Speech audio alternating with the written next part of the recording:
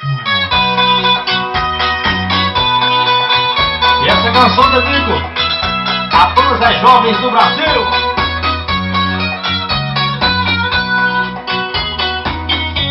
Eu estava lá na praça, feliz e achando graça, quando de longe avistei uma menina olhando, com as outras conversando. Eu ali observei. Eu não imaginava que ela me olhava como eu fazia planos.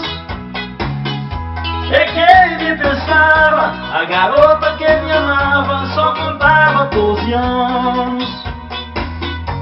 Ela chegou pra mim, sorriu e disse assim: eu estou apaixonada. Apesar de ser criança, eu tenho a esperança de ser a sua amada. Eu falei, você é linda, mas muito nova ainda, e não fica bem assim.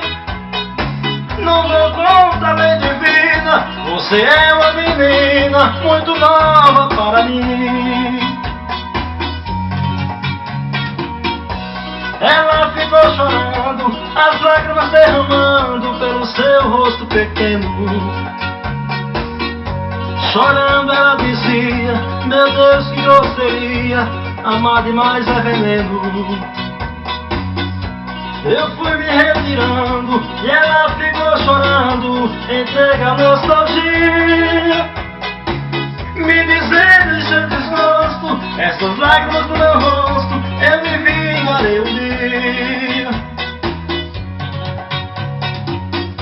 O tempo foi passando, a lembrança terminando, esqueci aquela cena. Muito tempo pela frente, em uma noite excelente, avistei uma morena.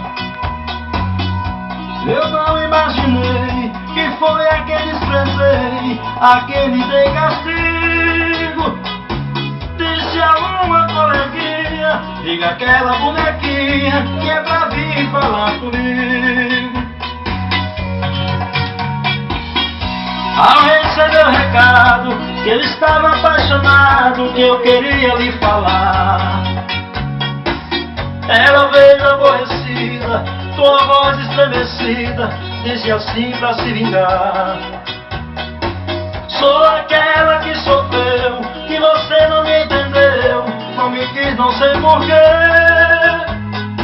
Não vá contra a lei divina, ainda sou uma menina muito nova pra você. Sou aquela que sofreu, que você não me entendeu, não me quis, não sei porquê. Não vá contra a lei divina, ainda sou uma menina muito nova pra você.